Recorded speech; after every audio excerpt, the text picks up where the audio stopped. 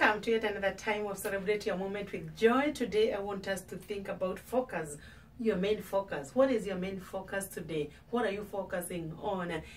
Despite the many distractions that could be on the way, what are you focusing on? Are you going to be distracted out of your focus? May the Lord help you, and I want us to focus on the Word of God from Hebrews 12 verse 1 to 3, and it reads, "Therefore, since we are surrounded by so great a crowd of witnesses, let us throw off that everything that hinders and the sin that so easily entangles us, and let us learn with perseverance the race marked out for us, fixing our eyes on Jesus, the author and the finisher of our faith. For the joy set before him, he endured the cross, scorning its shame, and sat down at the right hand of the throne of God. Consider him who endured such opposition from sinners, so that you will not grow weary and lose heart."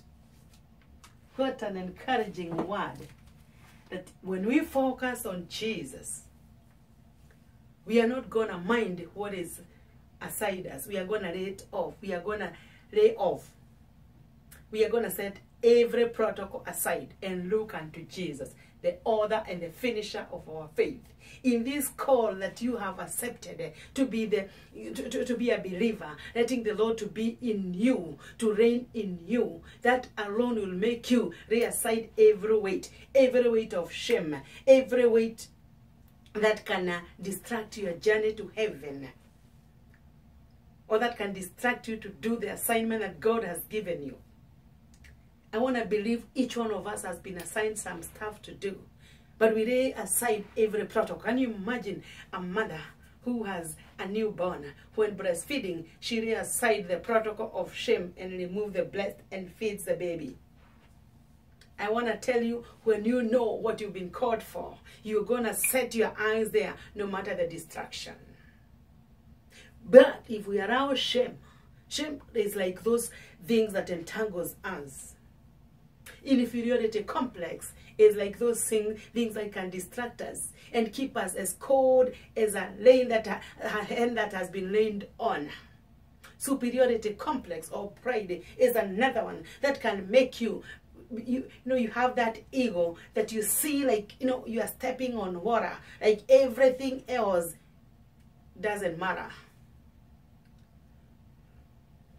I'm reminded of Zacchaeus as a tax collector.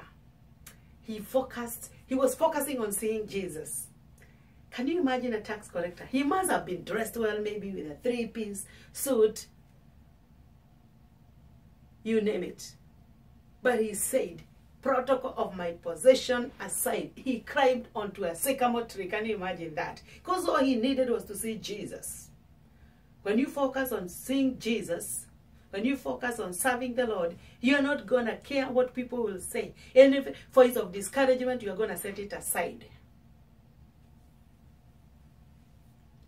Like when you're going to work, because you're focused and you're going to be paid, and you know you're going to be paid. It doesn't matter whether it has snowed, you are still going to go. And if maybe you are sick, you have to make a point of calling and informing your employer that you're not going to go. That is how focused you are on your job. In your education, you are focused to do every assignment so that you can pass.